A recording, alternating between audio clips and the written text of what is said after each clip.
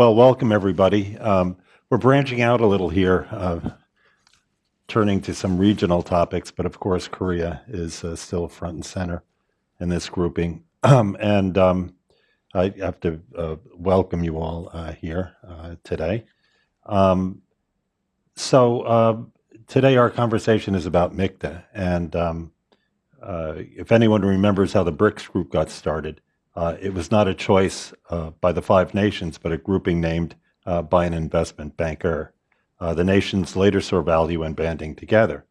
They have set up a new development bank named the New NED, or New Development Bank, based in Shanghai with its first regional office in Johannesburg. Initial authorized capital stands at 100 billion. MIKTA, on the other hand, exists because its members wished it so. There is much good there, but the issue for MIKTA is finding areas where it can have influence and feel comfortable taking on contentious issues. So with that, I'll turn it over to our guests here. Gordon, would you like to start off? Certainly. For those of you who don't know me, my name is Gordon Flake. I'm the CEO of the Perth USAsia Center at the University of Western Australia. But spent a long time, 25 years in Washington, D.C., working very closely with Tom and Stephen in the Korea Society on many issues. So a deep and long affinity for Korea. Delighted to be joined by Stephen Smith, former Minister of Defense and Minister of Foreign Affairs in Australia, who serves on the board of directors for the Perth USAsia Center. And we're both here in town today for the American Australian Association event that I think you've seen in the media that's taking place here. So the protests that you see on the streets tonight are not because of us, but because of others who might be joining us on the boat this evening, as that works out. But we're very fortunate to have Stephen with his long experience. He and I had a wonderful visit just last fall together in Korea. As for the topic at hand, MIKTA, for those of you who don't know what the acronym there, that is Mexico, Indonesia, Korea, Turkey, Australia. And so, as you might imagine, I've given quite a few speeches explaining MIKTA, and I have to start from the very beginning as to what it is. In this audience, particularly at the Korea Society, I thought it'd be useful to put it in the context of how this discussion takes place in Korea. More so than any other country I know, there is a remarkable permeance of scholars into the government in Korea. This is part of the long-standing Confucian tradition. But as a result, there is more acceptance of this concept of middle powers in Korea than anywhere else in the world. And the Koreans have long been espousing middle power diplomacy.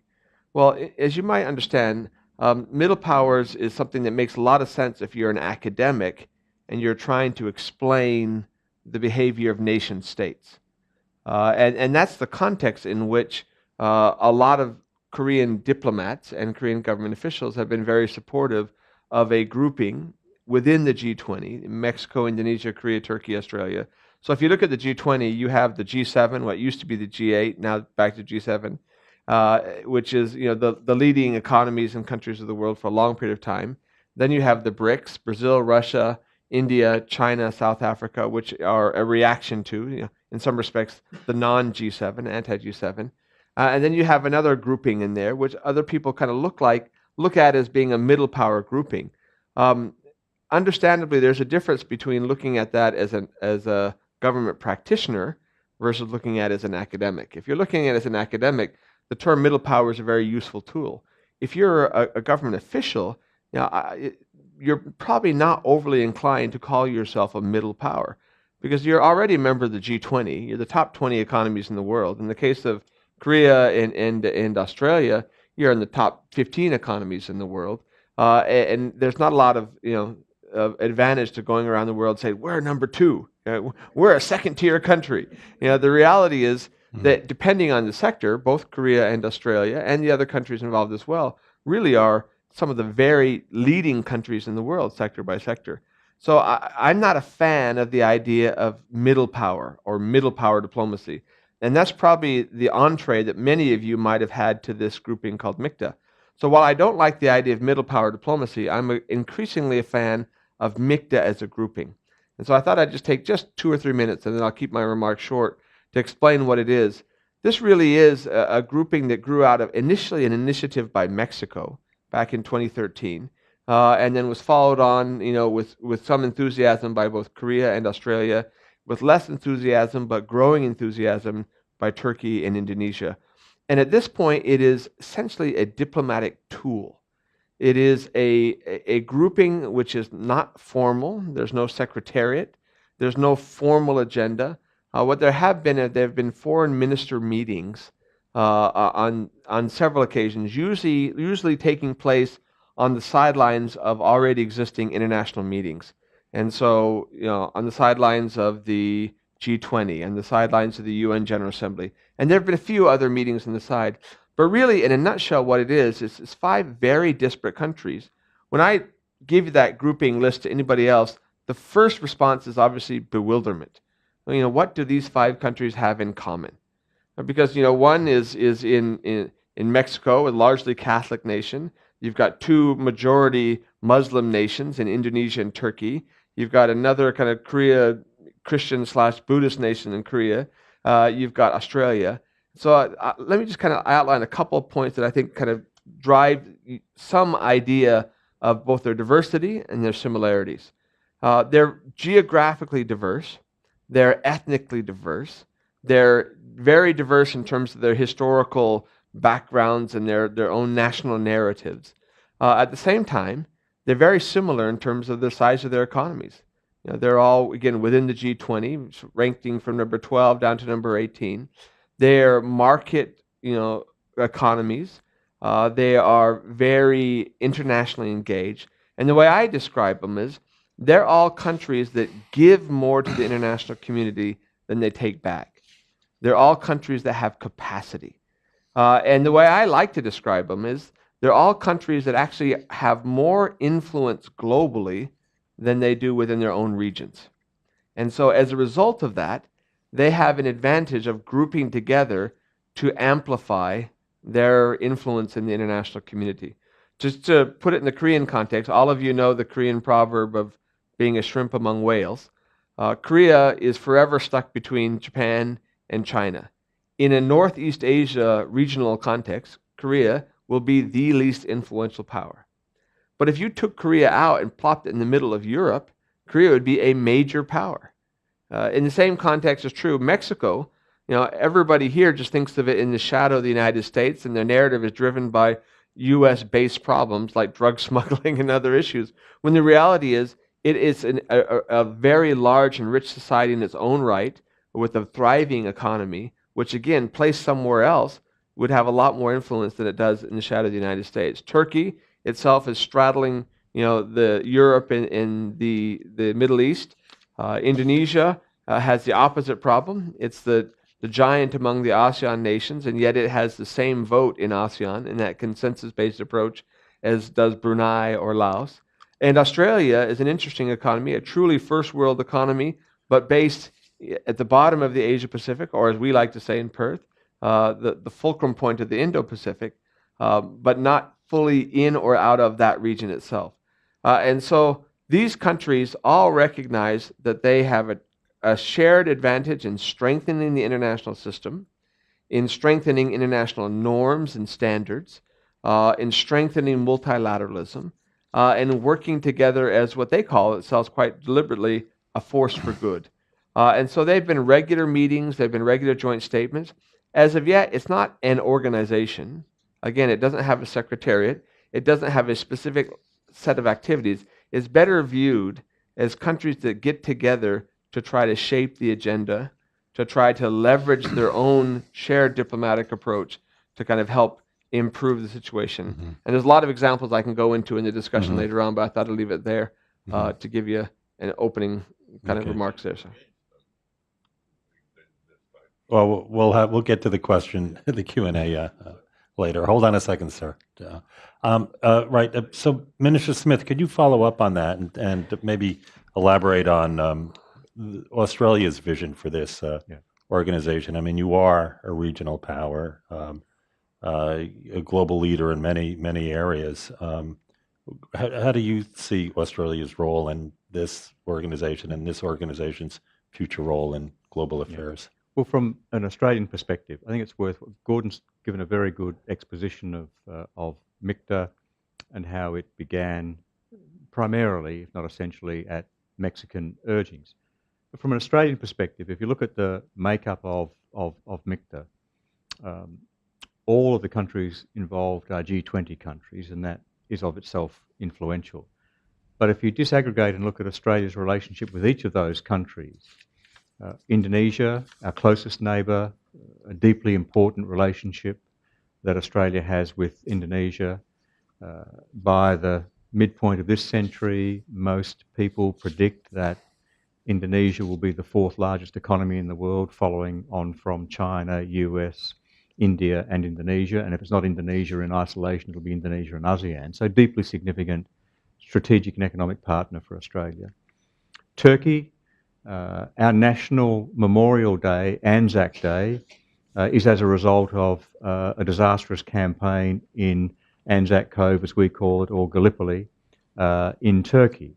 And so we have a deeply ingrained relationship with the Turks as a result of the First World War battle.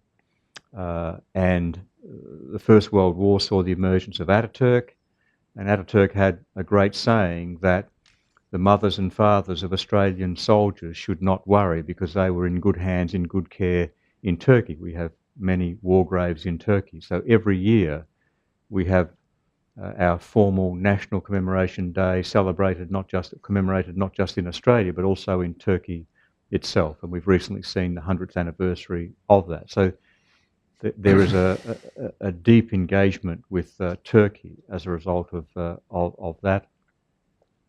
Korea, most people are surprised, and the British refused to accept it factually, but Australia was the second country with troops on the ground in defence of Korea during the Korean War. The United States was the first, and Australia was the second, and the Brits were the third. But so as to ensure there's no loss of face for the Brits, at the United Nations Memorial in Seoul, the US flag is first, the British flag is second, and the Australian flag is third. And I always tell the curator when I'm there to change the order of the 2 and 3 flags. And so there is little known statistical fact is that there were more Australian casualties in the Korean War per capita than any other war that Australia has been engaged in. That may sound remarkable, particularly given the losses in World War I, but it's a statistical fact. And casualties, of course, is a form of art. It's fatalities and casualties. So Australia has had, again, as it does with Turkey, a relationship which starts with conflict and emotion. And Korea has always gratefully appreciated the support which Australia gave the Republic of Korea in those early days, but also that has been ongoing, and we fully support the Republic in its difficulties on the Korean Peninsula. So, for example, we led the investigation into the sinking of the Shonan some time ago. With Mexico, our relationship with Mexico, to be blunt about it, was nearly non-existent until the formation of the G20, when we suddenly discovered that we are both significant economies in significant countries. So when Mexico started the push to have a group, an informal group, which might grow to be something more formal, to talk about issues, identify things where we could advance a collective interest and advance international order and advance our own national interest, Australia was responsive to that. Responsive because, as I've detailed, good and long-standing and important relationships with 3 of the 4 other members, and a growing relationship through the G20 with Mexico. But why did Australia respond to such a suggestion? Well, there's an adage I use about Australian diplomacy, which is worthwhile using in this context. Australia, of course, we are an island country and an island continent. We're a large landmass continent, but we're a small population. So we have a population less than 25 million, and even the most impressive statistics don't see us having a population of greater than 35 million in the course of the first half of this century. So we're large landmass, small population, but a highly developed economy. We're in the top, not just in the G20, we're in the top 15, and depending upon which year it is, financial or calendar, we're either 14, 13 or 12. So we're comfortably within the G20. We're also, in terms of defence and military spend, we're comfortably within the top 15 defence and military spenders. So when people use the phrase, you might sometimes hear this phrase that Australia punches above its weight, which was a phrase that a former Prime Minister used to describe Australia's activities in the international arena. I've always believed that did Australia a disservice, just as the phrase middle power does a disservice to countries like Indonesia and Mexico and Australia. We're a G20 country and we should conduct ourselves accordingly. So because we're small population, large landmass, we've survived in an economic prosperous way by being two things, by being a great trading nation and an attractive place for overseas capital investment. Indeed, Korea is one of our larger direct foreign investors into Australia, and we have a very close relationship in terms of minerals and petroleum resources, particularly petroleum resources, liquefied natural gas and the like. But the adage which I use to, the Australian diplomacy adage which I use to reflect why Australia responded well to the approach is that, as a saying, you can do a lot of good just by turning up.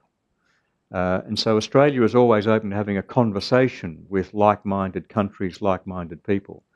Because we're small population, a rules-based international order works for us.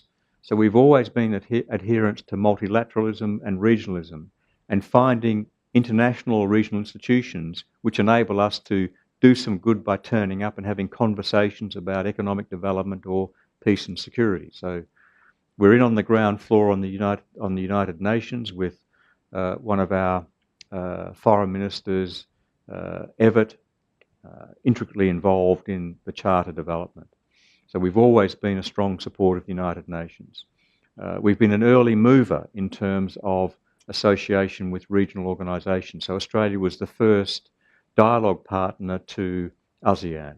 We've also been an early mover with countries that we think are going to be important to our national interest.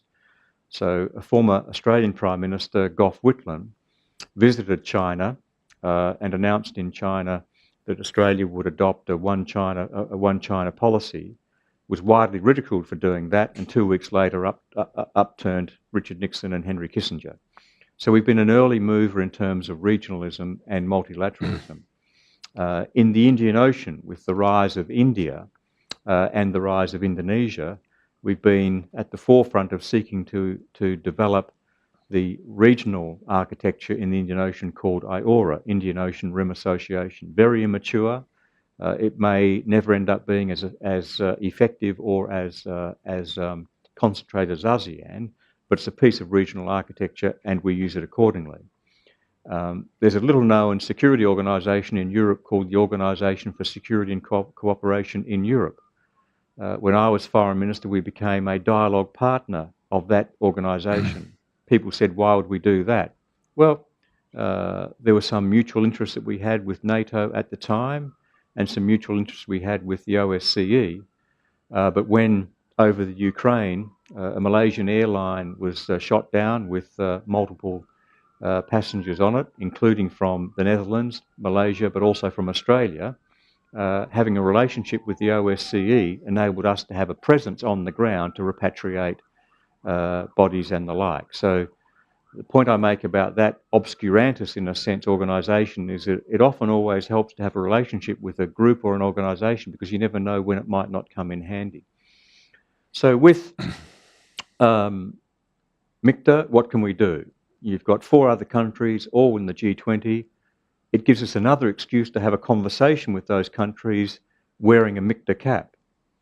So it adds to the engagement that you have with those countries. It's growing a relationship with Mexico, but it's enhancing ongoing and existing relationships which have always been at a good level with Turkey, Republic of Korea, and with Indonesia. So multilateralism, regionalism, joining institutions, joining associations, collaborating with different groups has been an important part of the diplomacy of a small populated country,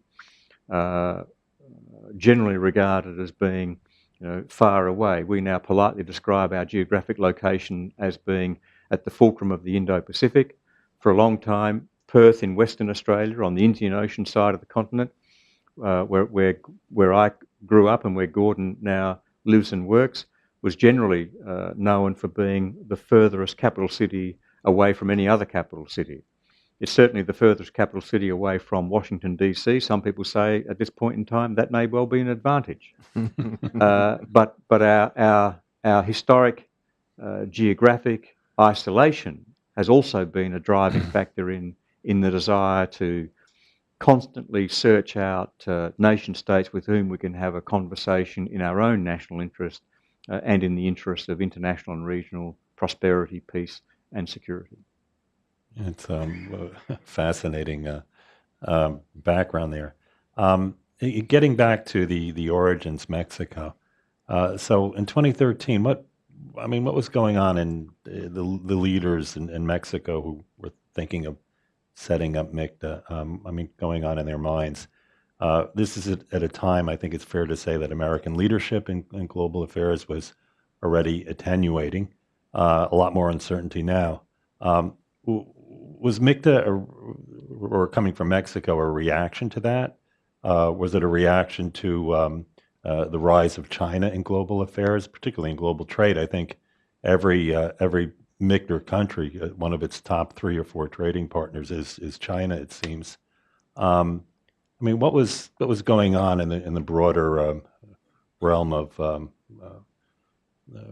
global developments, geoeconomics, that prompted Mexico to seek this grouping? So I accurately give Mexico credit, but you're well familiar with the saying that success has many fathers.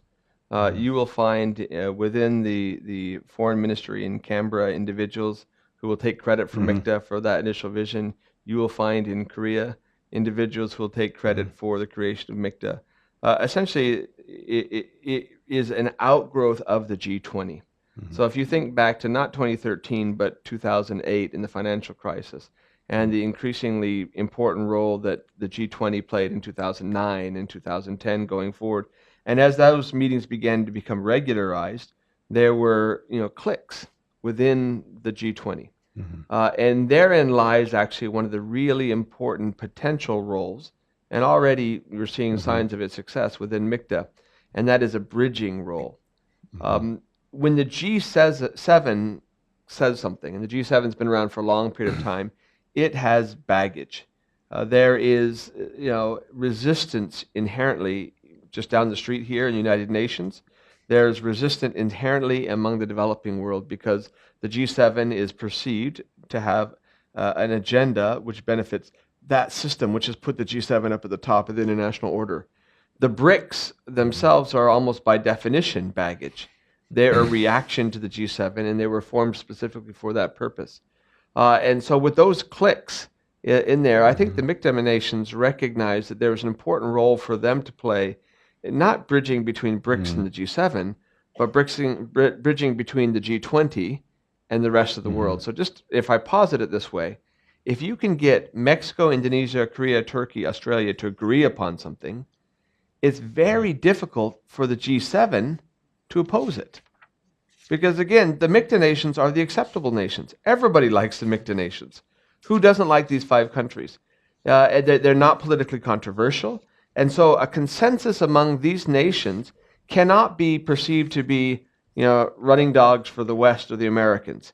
And it cannot perceive to be, an anti-Western, anti-American cabal like you might have in BRICS. As a result, it's acceptable to the G7, but it's also acceptable to the developing world. And so it is the MIKTA nations are very fond of saying that their diversity is their strength. And so I think it really wasn't the outgrowth of a specific incident in the international community. Although if you're Mexico today, facing an onslaught from the current United States president, you can imagine that they're probably ever more eager for fora like this to give them other outlets. But it really was an outgrowth of the G20, and it should be viewed as such. Okay. I agree with that. I agree with that analysis. I think in the last 15 to 20 years, I think the 2 most important international institutions that have developed have been the G20, raising the G20 from finance minister level to president and prime minister level. And secondly, from a Indo-Pacific perspective, the expansion of the USAsia summit to include the United States and Russia. And the expansion of the USAsia summit to include the United States was always going to carry the price of Russia going in as well. So those two arenas are now, in my view, the two most important organisational convening points for serious regional and international conversations about peace and security and prosperity. And I agree with Gordon that whilst officials in 5 countries might claim credit, that it really was arising out of the G20 and a realisation by Mexico that getting like-minded members of the G20 together in an informal sense might be able to enable some productive push through the G20. Right. And I mean, at first, when I think of these, well, particularly with the BRICS, it seems to be a reaction against the large American role in international affairs. But with MIKTA, each country's relationship with the U.S. is not under question, right? This isn't an organization that's seeking to maneuver in a neutral ground between the U.S. and, say, China or some other large power. Is that correct? Yeah. Yeah. Right. So it's not just a question of their relationship with the United States, but it's a question with their relationship with the international order. You're familiar with the concept of the post-World War II liberal international order. By liberal, we're not talking about politically liberal. You're talking about the systems that built in that. The basic idea that we're post-World War II and post-World War I, moving away from the concept that might makes right, of great power condominiums. And so the entire system as a whole, which again gave rise to multilateralism, the World Trade Organization, the expansion of the UN, was really based on the premise that we wanted to move forward as a global society. And the MIKTA countries are all countries that have benefited tremendously from that system, from the emergence of the liberal world order or the global international system. And as such, they are strong proponents of multilateralism as opposed to might makes right. They're strong proponents of the United Nations. And so the activities that they've sought to become engaged in are those areas where they are strengthening or advocating international norms and multilateralism. So it's not just so much close relations to the United States or even U.S. versus China, which is different compared to a lot of different organizations in the region. They really are much more interested in the global system as opposed to individual issues. Right. Well, as I mentioned to begin with, this other organization, at least when I think of these multinational groupings these days, the BRICS, lo and behold, they've actually put a stake in global affairs, global financial affairs, and established a new development bank in Shanghai.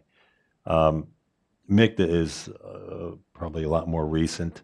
I noticed in your website you had a recent discussion, I think it was described in Indonesia, addressing the concerns of terrorism and extremism. What's next on your agenda, or what tangible result can we see in the near future from MIKTA? So I'll start off on that, and the formers may chime as well.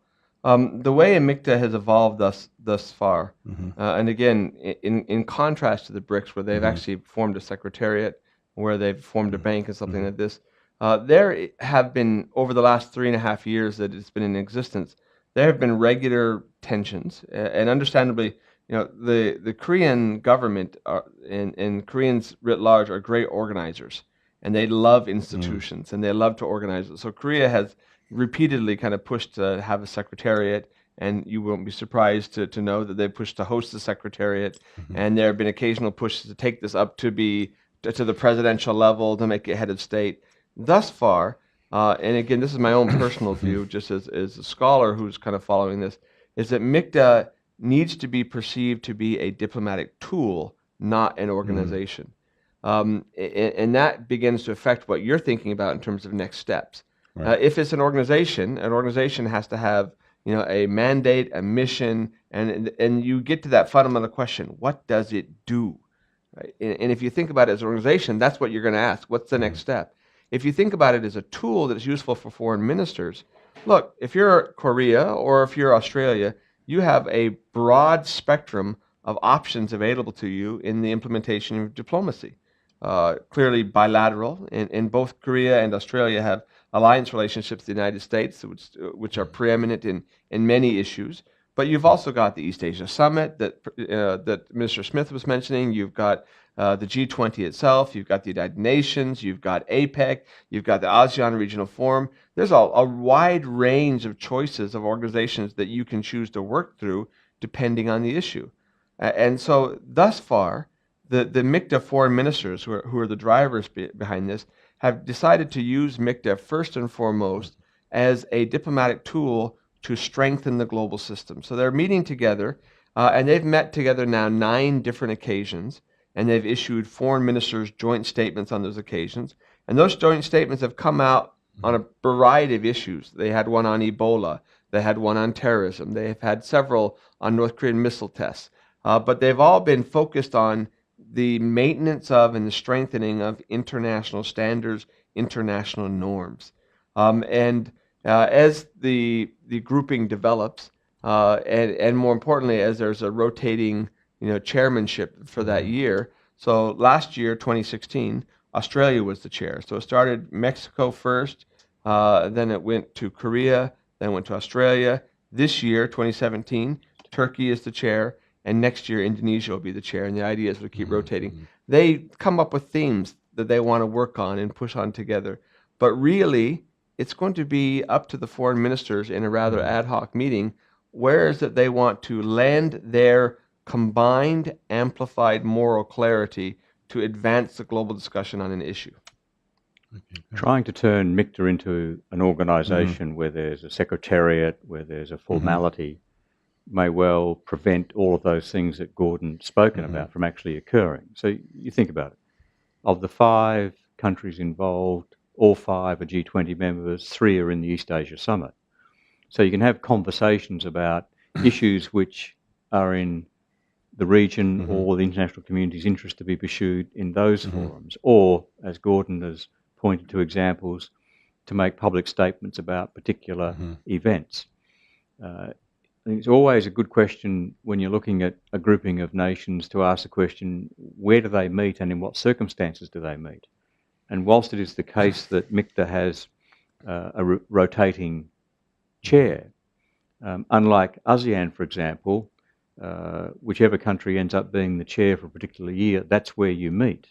It's not the case with MIKTA. When you look at MIKTA, the vast bulk of the meetings occur in the margins of the United Nations General Assembly Leaders Week, or in the margins of the G20. And so this is a forum where the ministers are essentially saying, this is where we can have a like-minded conversation about things which might be short-term or long-term concerns to us.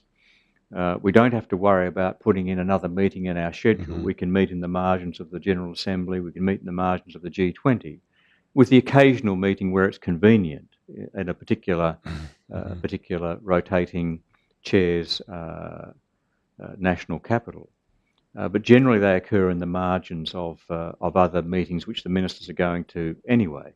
So that, I think, is an advantage because it also frees up the subject matters that the ministers can talk about. And whilst I am never one to be critical of officials, if you've got a formal structure, a formal organisation, then officials will meet and prepare agendas and do this and that, and you immediately have a formality to an organisation which sometimes takes away the spontaneity and capacity of nation states to say, actually, there's a problem here. We want to say something about this because we want to pursue that issue, or we want to reinforce a value or reinforce a virtue or reinforce our attachment to a sensible regional and global order. So it takes away, in some respects, the capacity for senior level ministers to make important points about the way in which the region or the globe is approaching a particular issue. Interesting. Maybe I'll ask one more question and then we'll turn over. I'll open it up for general questions and answers. Turkey has a chair this year. Is that what you just said? Last year, Turkey had a coup attempt. It just had an election that it resets the political process. I think it adds clarity too. Is Turkey ready to engage in a full sense, or is its domestic issues will that prevent it from taking on the focusing fully on its MIKTA role? You want to start with that one? Yeah. I'll chime in. Well, from time to time, every country has its own internal difficulties. So we've seen in the Republic of Korea, for example, the first ever impeachment of a sitting president. So, and over the period of time that MIKTA has been developed, there's been changes of Australian prime ministers outside of an election process. Not that they've been coups, but they've been internal party changes of leadership, which has been not unique in Australia, but historically more rare than it occurring on a couple of occasions in the span of a half a dozen years. But generally, countries like Australia, Korea and Turkey can manage more than one thing at the same time. So I'm very confident that Turkey will discharge its obligations as chair in the course of this year. I think there's another point that can be made as well, which is if MIKTA had more formality attached to it, then already the MIKTA countries would be faced with questions such as, well, what are you doing in this formal organisation with Turkey? Do you support what's occurring in Turkey and the referendum changes? Are you worried about the coup attempts? Are you worried about some things which are occurring in Turkey? Those issues are not presented to or seized by MIKTA per se because of the, perhaps I could best describe it as because of the intellectual and diplomatic freedom which the loose association gives those constituent countries. A more formal structure might see the other membership groups having to respond to that, as we've seen historically in some instances in the Pacific Island Forum with coups in Fiji, or in ASEAN, where particular individual countries run into difficulties over time. So Turkey can more than comfortably handle its obligations in the course of this year, just as Korea has been able to discharge any number of obligations in the course of a year where we've seen an historically constitutional precedent. Right. Let me just highlight one point on that. Thus far, if you look at the joint statements that have come out on MIKTA, they have, again, as I pointed out earlier, been focusing on the broader global system, the international system, as opposed to individual issues. And that is by design. As you might appreciate, the situation in Turkey is a concern. And there's no way to pussyfoot around that. That is a serious issue. And early on in the discussion around MIKTA, there was a discussion of shared values. You're not going to see a lot of discussion about shared values about MIKTA right now. So there's concerns there, there's no question, given what's happening in Turkey. But at the same time, if the issues that they're working on are really to do with the strengthening of the international system, Turkey still is a country with tremendous capacity. And given all the issues it's working through right now on refugees and what's happening in that region as a whole, a very important voice. And by lending their voice to issues, they still have the ability to help build and set that international consensus. There has been, at various times during the course of the first 3.5 years of MIKTA, voices who ask the question, what does our country get out of this? And so the attempt would be for a country like Indonesia to use MIKTA just to advance their own interests, or for a country like MIKTA to want to make sure you got a statement condemning the Gulanists or the coup leaders. You're not going to see that kind of stuff coming out of MIKTA because the intent is not for it to be a regional fora or something that's designed to advance Australian concerns about stopping the boats in terms of immigration, or Mexican concerns about drug smuggling, but instead it'll be more about the global system. And as long as they keep that focus, Turkey continues to play a very important role because it's important to have a voice from that region of the world. I agree with that. And in that context, I think it's worth just underlining this point. when you look at the MIKTA press releases or ministerial statements, yes, there are 2 or 3 that relate to Korea, but the object of the statement by the ministers was not to, in a self-serving way, advance Korea's interests. It was to make points about the global international system. Right. So Gordon's strong point is very important, which is the organisation, such as it is, can't be seen as a forum for individual countries in a self-serving way, seeking to advance a cheer squad of 4 to add to a particular view they might have about an issue that relates to them as a nation state. Okay, good. All right, a new type of organization. Well, it seems to me that in the future it will be Australia and South Korea that are the driving forces in MIKTA. I could be wrong on this. Maybe Mexico play a big role too. Our guests have to rush over to an important dinner with some global dignitaries soon. So let me thank Minister Stephen Smith and Professor Gordon Flake for joining us this afternoon. Thank you.